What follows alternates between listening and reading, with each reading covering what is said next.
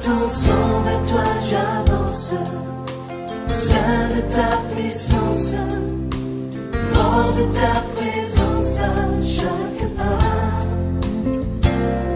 En ton sang ma délivrance, sceau de ton... Je vous salue dans les précieux noms de notre Seigneur et Sauveur Jésus-Christ. Je m'en vais partager avec vous un message que Dieu a mis dans mon cœur, que je considère comme l'un des grands mystères de la Bible. Et j'ai dans mon cœur le fardeau que le Seigneur nous aide, nous tous, à comprendre ça pour que nous puissions expérimenter ces fardeaux, ces mystères. Et mon message d'aujourd'hui, c'est sur la bénédiction des parents. La bénédiction des parents. C'est l'un des mystères que la Bible nous révèle. Et je m'en vais parcourir rapidement ces messages avec vous. J'ai envie de commencer et de finir ces messages seulement aujourd'hui. La bénédiction des parents.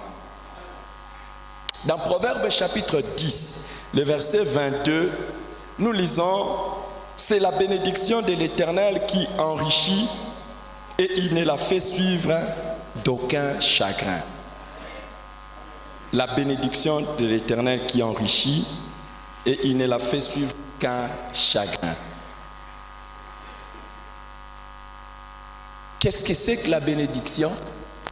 La bénédiction, ce n'est pas les biens matériels.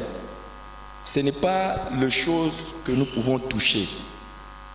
La bénédiction est simplement une parole. Une parole qui est dite sur vous et qui a des effets, qui a de choses, qui va amener maintenant des bonnes choses sur votre vie. En fait, c'est seulement une bonne parole qui est prononcée sur votre vie. C'est cela la bénédiction, une bonne parole prononcée sur votre vie. Et à la différence de la malédiction c'est un souhait de malheur, la bénédiction est un souhait de bonheur. Donc quand quelqu'un vous maudit, il vous souhaite le malheur. Et quand quelqu'un vous bénit, il vous souhaite le bonheur. Et quand on parle de la bénédiction des parents, il s'agit des bonnes paroles que les parents prononcent sur les enfants afin que le bonheur leur arrive. Alors, le mystère est que dans la Bible, que ce soit les malédictions ou les bénédictions, toutes ont une puissance qui agit derrière. Ça veut dire, s'il y a une parole négative qui est dite sur vous, c'est comme s'il y a un pouvoir mystérieux qui s'attache à ça et qui vient et qui peut venir maintenant compliquer toute votre vie. Votre vie devient difficile parce qu'une parole seulement a été dite sur vous. Donc votre vie devient un peu très compliquée. Là où les autres réussissent facilement, vous avez des difficultés. Il y a des événements malheureux qui vous arrivent. Il y a des choses bizarres et compliquées de tout genre. Ça, il y a un pouvoir derrière ça. Et de l'autre côté, il y a un pouvoir de la bénédiction qui fait que lorsque cette parole est sortie, ça fait qu'il y a des choses qui commencent à vous arriver dans votre vie avec facilité. Là où les autres trouvent du mal et des difficultés, vous avez des facilités. Vous avez des choses qui vont faire en sorte que, oh non, la vie devient facile pour vous. Et tout ce qui vient sur votre chemin ne vient que pour votre bonheur. Alors, quand nous parlons maintenant de la bénédiction des parents, ce sont les paroles que les parents disent et qui viennent colorier la vie des enfants. Ça vient maintenant rendre jolie et facile la vie des enfants. Et c'est terrible, les amis. C'est terrible. Et quand nous regardons dans la Bible, nous allons voir qu'il y a bel et bien cette réalité. Malheureusement, quand nous disons c'est la bénédiction de l'Éternel qui enrichit et il ne la fait souffrir d'aucun chagrin, beaucoup cherchent la bénédiction de Dieu par la voie directe avec lui. Oui, vous pouvez obtenir la bénédiction de Dieu directement. Mais quand nous regardons dans la Bible, nous voyons que Dieu, pour bénir, il passe par des canaux humains, par les canaux ou des hommes et des femmes. Et parmi ces canaux, il y a les parents. Il y a les parents. Et nous voyons cette réalité partout dans la Bible. Je voudrais vous donner juste peut-être quelques exemples qui vont vous aider à cerner cela. Dans Genèse, prenez Genèse chapitre 9. Genèse chapitre 9, à partir du verset même 25, vous pouvez voir ça. Et 26, là c'est Noé qui est en train de bénir ses enfants. Malheureusement, il y en a un qui a été maudit. Il y a un qui a été maudit.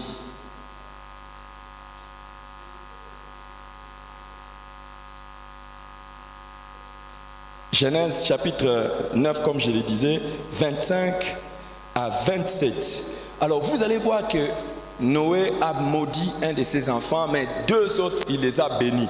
Et ce que Noé a dit est effectivement arrivé. Si nous allons aussi dans Genèse chapitre 24, dans Genèse chapitre 24, écrivez ces références et ça serait bien d'aller les méditer. Dans Genèse chapitre 24, au verset 60, nous voyons que le parent de Rebecca sont en train de les bénir alors qu'il est en train de partir pour un mariage lointain. Les parents sont en train de les bénir.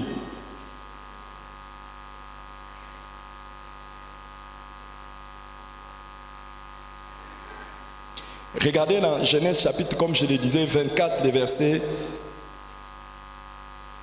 60.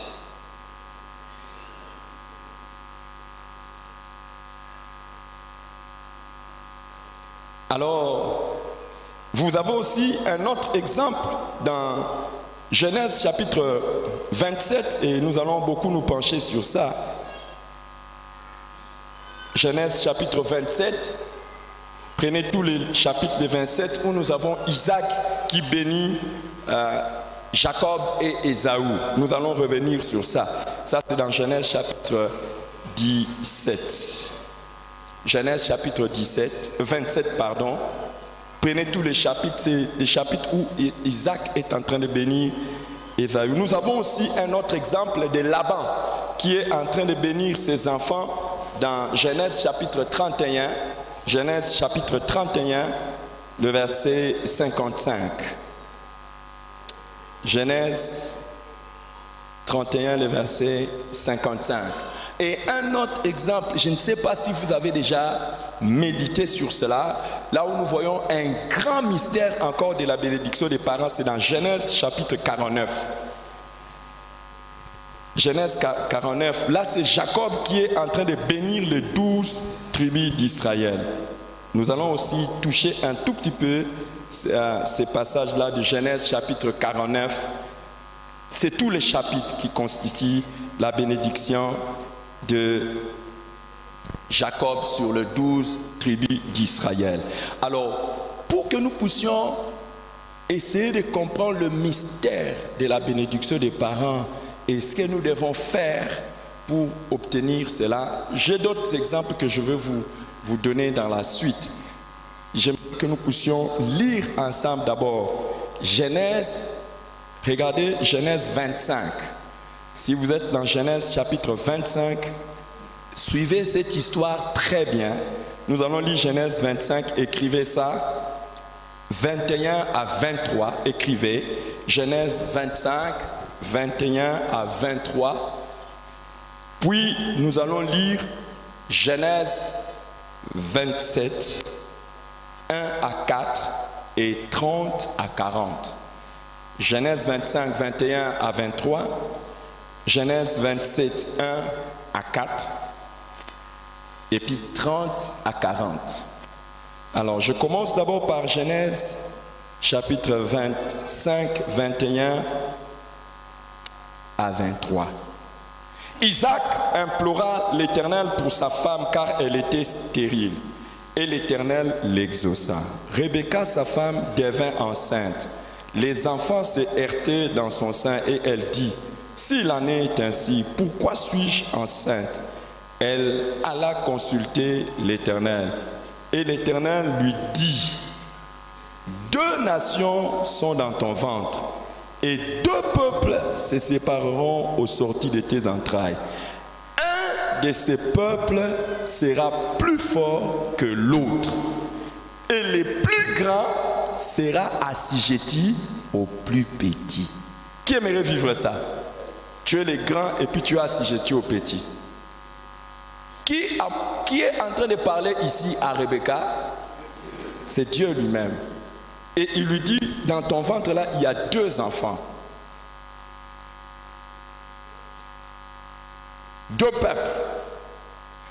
Et l'un sera plus fort que l'autre.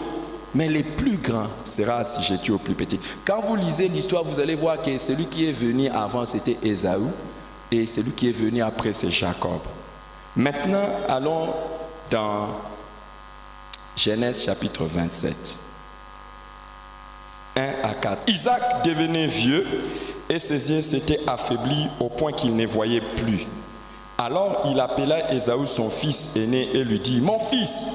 Il lui répondit, « Me voici. » Isaac dit, « Voici donc, je suis vieux, je ne connais pas les jours de ma mort. Maintenant donc, je te prie, prends tes armes, ton carquois et ton arc, va dans les champs et chasse-moi du gibier.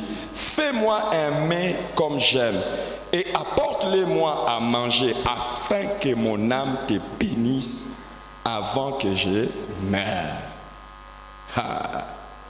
Verset 30. Isaac avait fini de bénir Jacob et Jacob avait à peine quitté son père Isaac qu'Ésaü son frère revint de la chasse. Et il fit aussi un mets qu'il apporta à son père. Et il dit à son père, que mon âme s'élève, que mon père s'élève et mange de son fils afin que ton âme me bénisse. Isaac son père lui dit, qui es-tu? Et il répondit, je suis ton fils aîné, Ésaü. Est-ce que vous vous souvenez de la parole que Dieu avait dit? Qu'est-ce qu'il avait dit? Isaac fut saisi d'une violente émotion et il dit, qui est donc celui qui a chassé du gibier et me l'a apporté? J'ai mangé de tout avant que tu vinsses et je l'ai béni. Aussi sera-t-il béni. Lorsqu'Ésaü entendit les paroles de son père, il poussa de forts cris plein d'amertume et il dit à son père, bénis-moi aussi mon père. Isaac dit, ton frère est venu avec ruse et il a enlevé ta bénédiction. Ésaü dit, est-ce parce qu'on l'a appelé du nom de Jacob qu'il m'a supplanté 2 fois?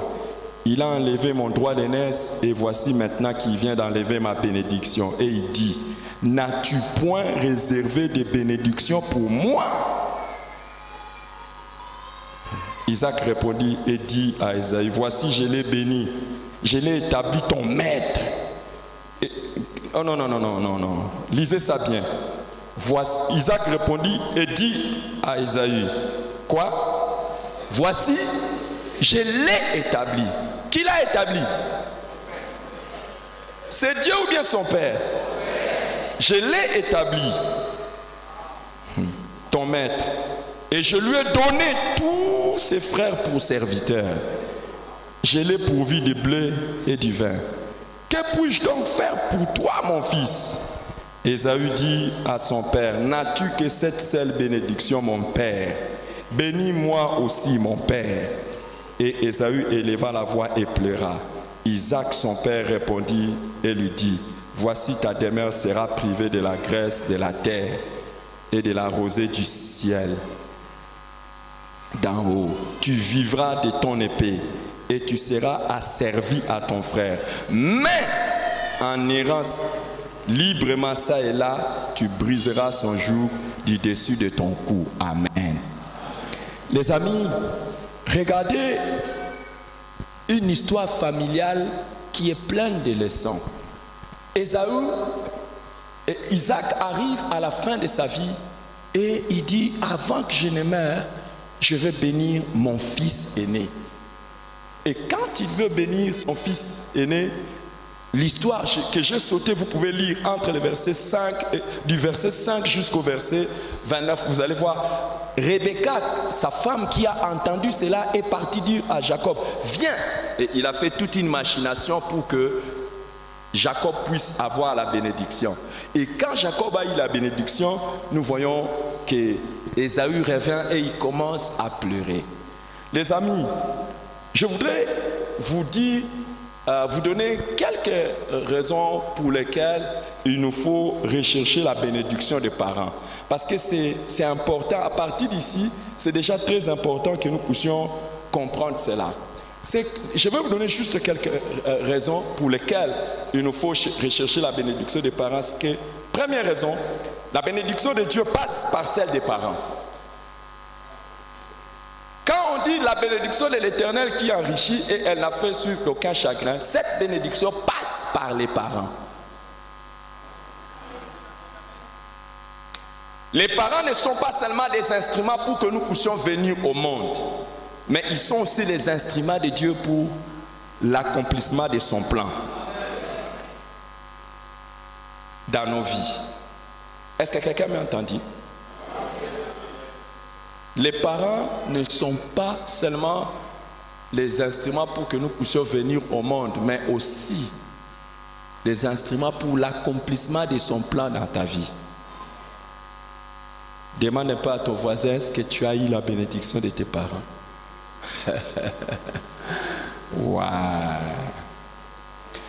Lorsque les parents prononcent des paroles sur nous, ces paroles sont des bénédictions de Dieu. Regardez, Dieu a déjà dit à Rebecca que de tes deux enfants, ces deux peuples, mais le plus grand sera assujetti au plus petit. Jacob est déjà destiné à être plus grand que Ésaü, mais cela n'arrivera pas s'il n'y a pas quelqu'un qui prononce une bénédiction. Il y a des choses qui risquent de ne pas t'arriver parce que simplement il n'y a personne qui les déclare sur toi.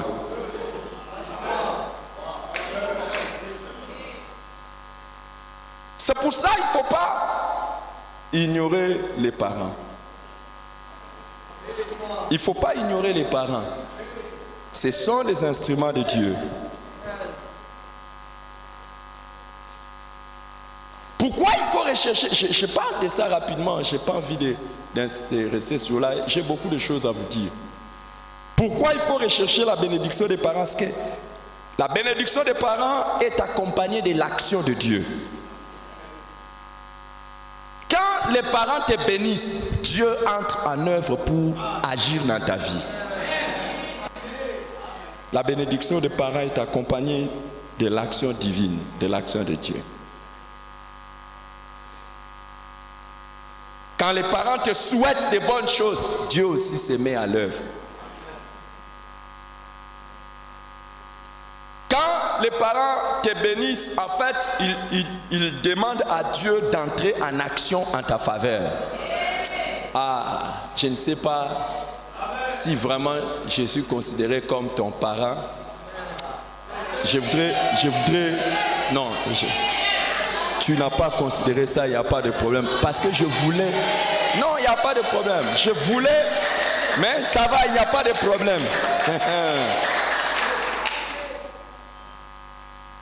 Dans Genèse chapitre 9, je n'ai rien dit. Hein. Vous avez vu que je n'ai rien dit. Je voulais dire, je n'ai rien dit. Parce que j'ai senti qu'il y a des gens qui ne savent même pas ça. Et qui n'ont pas compris. Genèse chapitre 9, le verset 26, là où je prends l'exemple de Noé, il dit, 26, 27, il dit encore, béni soit l'Éternel, Dieu de Sem, et que Canaan soit leur esclave. Que Dieu étende les possessions de Japhet, qu'il habite sous les tentes de Sem, et que Canaan soit leur esclave. Il amène Dieu à entrer en action dans la vie de Sem et de Japhet. Son troisième fils qui était Cham, qui a été maudit, a été privé de l'accompagnement divin. Si vous n'avez pas la bénédiction des parents, il y a des choses qui vont vous manquer de la part de Dieu.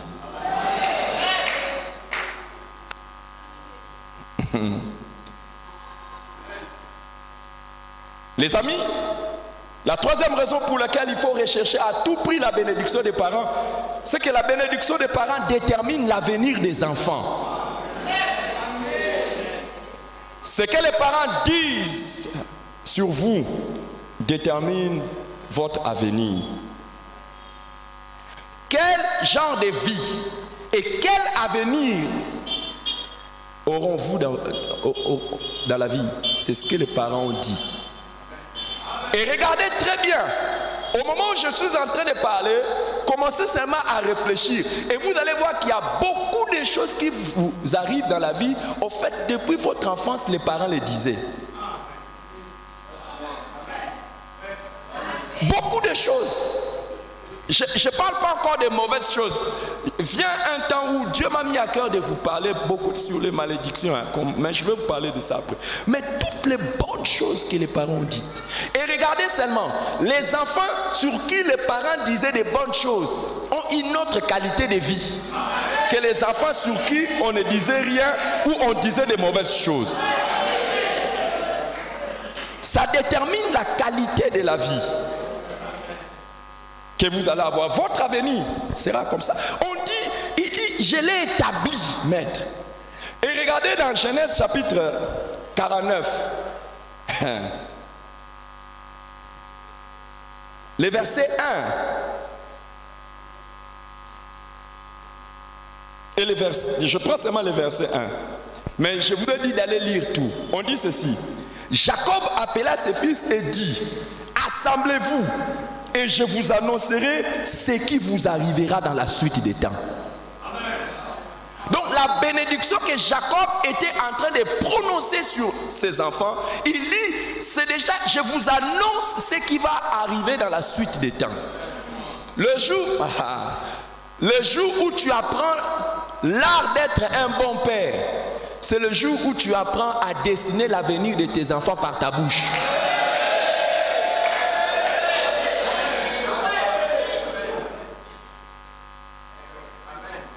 C'est quelque chose de très spirituel. Tu peux dire quels seront tes enfants dans l'avenir. Je vais donner la quatrième raison et je vais m'arrêter là pour aujourd'hui. Peut-être à l'autre culte, je leur donnerai d'autres raisons. Mais maintenant, je vous donne 4 raisons. La quatrième raison pour laquelle rechercher la bénédiction des parents, c'est que la bénédiction des parents détermine la position d'un enfant par rapport aux autres. Vous voyez, dans la famille, nous pouvons être nombreux. Mais la manière dont les parents parlent d'un enfant peut faire en sorte que cet enfant, quoi qu'il soit peut-être les cadets ou les nés ou quoi que ce soit, ça va déterminer sa position par rapport aux autres.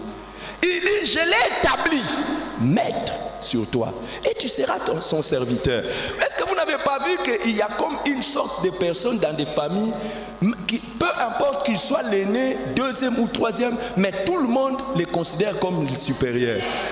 Vous voulez pas que je continue à parler? C'est la vérité. Vous avez déjà vu ça? C'est ça. Il dit, je l'ai établi, maître, et ils seront tes serviteurs. Je prie que s'il y a une bénédiction parentale qui est en train de défiler quelque part, que ça tombe sur toi.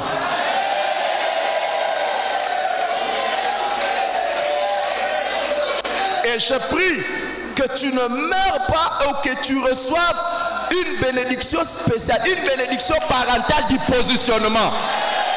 Que la bénédiction de tes parents vienne dans ta vie et te positionne correctement. tu reçois cette bénédiction? Alors, il y a une chose que vous devez savoir, la bénédiction se donne et la bénédiction se reçoit. Et tout dans la marche avec Dieu se reçoit par la foi. Quand tu es en train de dire un amen bien, c'est que tu es vraiment en train de comprendre et tu dis ainsi soit-il, que ça soit comme ça. Tu auras la bénédiction d'un bon positionnement dans ta famille.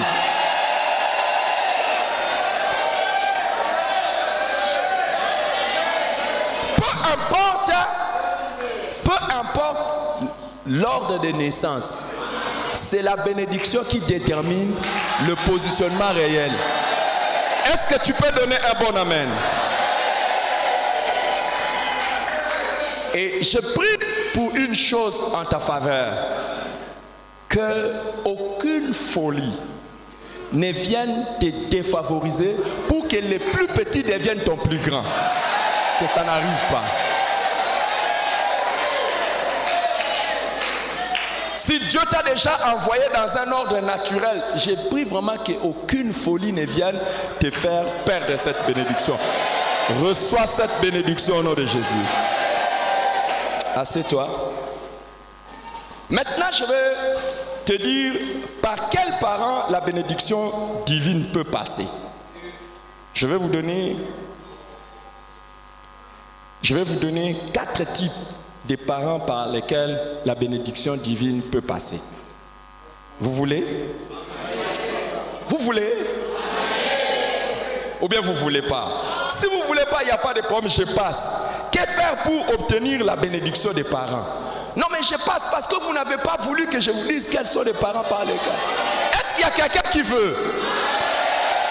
Vous savez qu'on ne donne pas de bonnes choses aux chiens. Hein? La nourriture des enfants, on ne les donne pas aux chiens.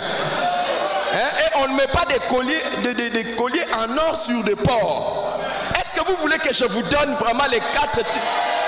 Il y en a 4 hein, que Dieu m'a montré, 4 seulement.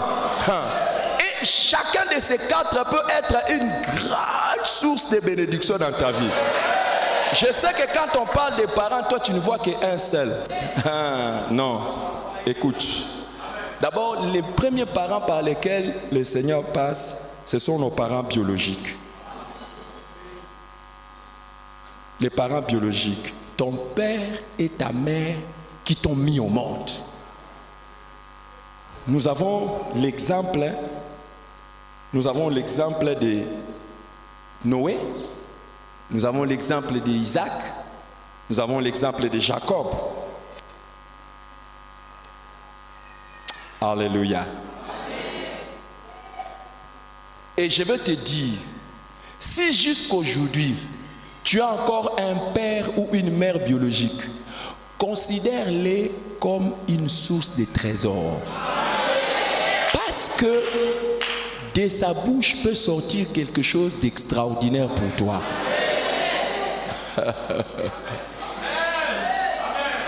S'il est encore en vie, tu es différent des autres. Donc, il y a encore un avantage que tu peux mettre à ton profit. Que ce soit ton père ou ta mère. Et j'espère que aujourd'hui, tu apprendras qu'est-ce que tu dois faire pour obtenir ça.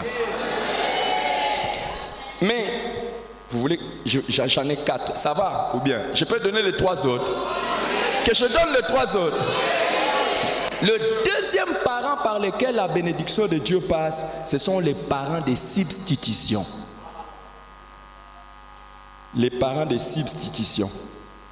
Qu'est-ce qu'on appelle les parents de substitution? C'est celui qui prend la place de ton père biologique ou ta mère biologique quand ceux-ci ne sont pas là. Ou à cause de certaines circonstances, ils ne sont pas là. Et ces parents de circonstances, de substitution, ça peut être le mari de ta mère, la femme de ton père, ça peut être des oncles,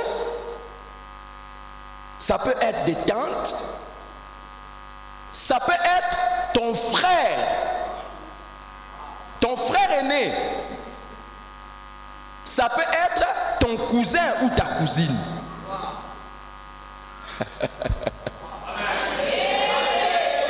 Et je veux vous dire, l'un des mystères de la vie, vous pouvez obtenir les meilleurs des parents de substitution que des parents biologiques.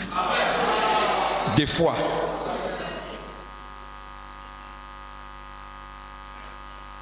Quand nous avons vu dans Genèse chapitre 24, les versets 60, la personne qui a béni Rebecca, c'est Laban, son frère.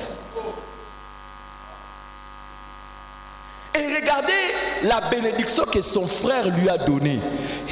Il dit, puisses-tu devenir la mère des milliers. Ne néglige pas les grands frères, l'oncle, la tante ou qui encore.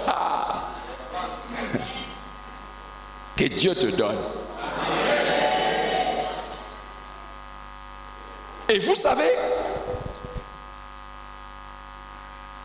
une personne dont on connaît l'histoire qui a reçu la bénédiction de son cousin, c'est Esther. Son cousin Esther. Son cousin qui s'appelait Mardoché. Regardez que c'était Esther était la fille de son oncle. Puisse Dieu nous donner des cousins et des cousines qui sont des sources de bénédiction pour nos vies.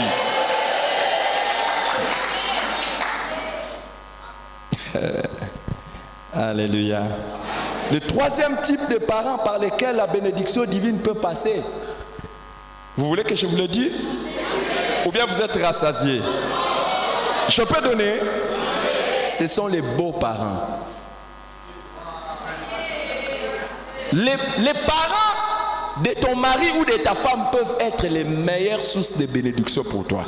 C'est pour ça qu'il faut entretenir de bonnes relations avec la belle famille. Peut-être tu vas recevoir ce que tu n'as jamais reçu de ta propre famille. Vous voulez que je vous donne un exemple dans la Bible? L'exemple de quelqu'un dont on n'aurait jamais parlé si sa belle-mère n'avait pas béni. Ruth. Ruth. Et même, c'était une Moabite, c'était une personne qui vient d'une famille maudite. Mais à cause de la bénédiction qu'elle a reçue des parents, sa malédiction s'est changée en bénédiction. Ruth, regardez ça dans Ruth chapitre 1. On nous dit, Naomi a béni les deux de ses belles filles. Ruth chapitre 1 à partir du verset 8, on dit, Naomi dit alors à ses deux belles filles, allez retourner chacune à la maison de sa mère, que l'Éternel use de bonté envers vous, comme vous l'avez fait envers ceux qui sont morts et envers moi. Toi qui as toujours, toi tu as même, déjà avant même le mariage, tu soupçonnes ta belle-mère.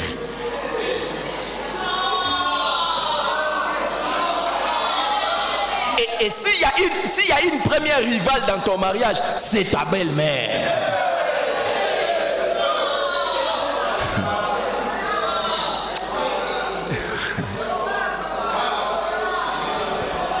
Et je vais le dire, Vous voulez que je le dise? Non, priez que je le dise après. Le mari ou la femme que tu épouses peut détruire ta bénédiction parentale. Attendez, je vais vous le dire après. Que tu entretiennes de bonnes relations. Il dit, vous avez été tellement bien envers mes enfants et envers moi que l'Éternel use de bonté envers vous. Et ne pense pas que tu obtiendras la bénédiction des beaux-parents pendant que tu maltraites leurs enfants.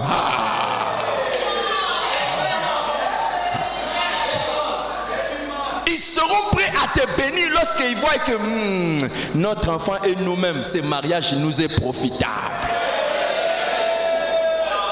Est-ce qu'il y a quelqu'un qui aime ce message?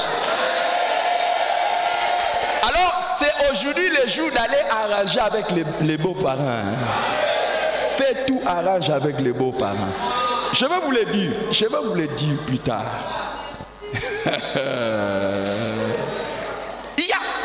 Vous savez, il y a peut-être que tes parents n'ont même jamais ouvert la bouche pour te bénir, mais tes beaux-parents peuvent te bénir. Imagine les personnes qui vont épouser mes garçons.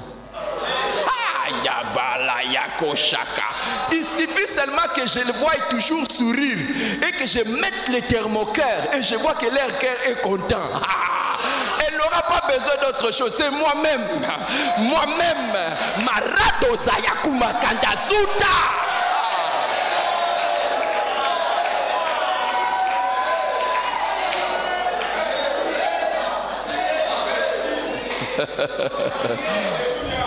Le quatrième type de parents par lesquels le Seigneur passe pour nous bénir, ce sont les parents spirituels.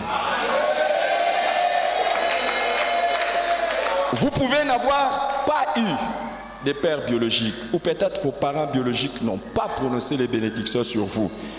Vous pouvez n'avoir pas eu de parents de substitution. Peut-être même vous en avez eu, mais ils n'ont jamais prononcé la bénédiction sur vous. Vous pouvez n'avoir jamais eu de beaux-parents qui disent du bien de vous, malgré tout ce que vous faites. Mais dans Marc chapitre 10, le verset 29 à 30, Jésus dit quelque chose de très intéressant.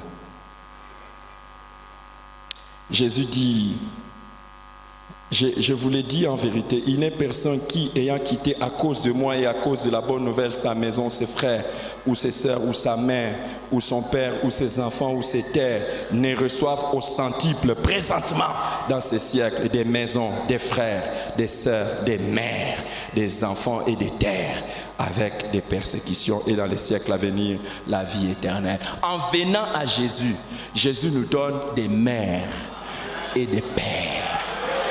Paul pouvait dire, vous pouvez avoir plusieurs maîtres, mais vous n'avez qu'un seul père, moi. Il disait ça aux Corinthiens. Vous savez, quand vous avez des mères ou des pères spirituels, considérez ça comme une richesse pour avoir peut-être ce que vous n'avez pas obtenu de vos parents biologiques.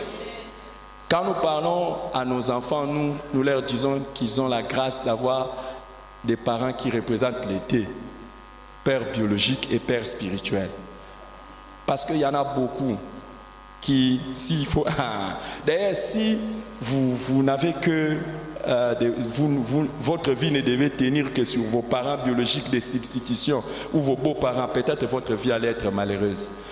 Mais puisque la bénédiction parentale peut briser toutes sortes de malédictions sur votre vie, je lève ma main et je dis, toute parole mauvaise, toute malédiction qui a été prononcée sur votre vie, alors que je suis votre père spirituel, je brise ça au nom de Jésus. Et je ne sais pas, peut-être que vous n'avez jamais reçu ça. La bénédiction pour devenir puissant, la bénédiction pour devenir fécond, la bénédiction pour réussir, la bénédiction pour être vainqueur. Je les libère au nom de Jésus-Christ. Quiconque me considère comme un père spirituel, je prie qu'il reçoive la bénédiction au nom de Jésus-Christ. S'il y a une chose que tu ratais dans la vie, s'il y a une chose que tu ratais dans la vie, que l'Éternel te l'accorde. Que l'Éternel Dieu soit ton Dieu. Et qu'à partir d'aujourd'hui, il soumette tous tes ennemis. Qu'à partir d'aujourd'hui, il te donne la facilité dans la vie. Reçois cela au nom de Jésus-Christ. Que ce qui est difficile pour les autres soit facile pour toi. Que la rosée du ciel te soit favorable. Waouh, au nom de Jésus-Christ. Au nom de Jésus-Christ. Au nom de Jésus-Christ. Au nom de Jésus-Christ. Je ne le dis pas en mon nom, je le dis au nom de Jésus-Christ. Qui suis-je sinon que je ne suis que serviteur de l'Éternel? Je déclare la bénédiction de l'Éternel sur ta vie. Selon qu'il est écrit, c'est la bénédiction de l'Éternel qui enrichit et il ne la fait suivre d'aucun chagrin. Reçois cette bénédiction. Lève les mains et que ta vie à partir d'aujourd'hui entre dans une autre saison. Et que toutes les saisons de ta vie ne soient que des bonnes saisons. Que l'Éternel te donne la sagesse de profiter de toutes les saisons de ta vie. Qu'il te bénisse dans la ville, qu'il te bénisse dans les champs. Qu'il te bénisse dans ta maison et qu'il te bénisse dans ton lieu de travail. Qu'il ne te manque de rien, alors de rien qui est nécessaire à la vie. Il y a une chose depuis que cette semaine a commencé qui est en train de monter dans mon cœur et je voudrais bénir quelqu'un. Je te bénis de la bénédiction de la domination.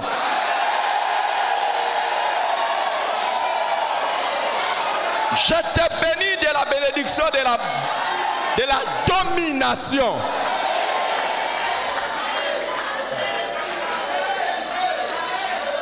Est-ce que tu reçois ça? Reçois cela au nom de Jésus-Christ. Reçois cela au nom de Jésus. Reçois cela au nom de Jésus-Christ. Je dis reçois cela au nom de Jésus. Quiconque se liguera contre toi tombera sous ton pouvoir. Je dis qu'il tombera sous ton pouvoir. Tu ne mourras pas avant que tu ne voies tous ceux qui ont fait des complots contre toi venir s'agenouiller devant toi. Reçois cela au nom de Jésus. Reçois cela au nom de Jésus. Alléluia. Oh Père, qui suis-je? Qui suis-je? Sinon que ton serviteur. Que ces choses aient leur accomplissement dans la vie de tes enfants. Au nom de Jésus. Recevez la bénédiction. Recevez cette bénédiction. Recevez-la. Recevez-la. Recevez-la. Recevez-la. Merci Seigneur.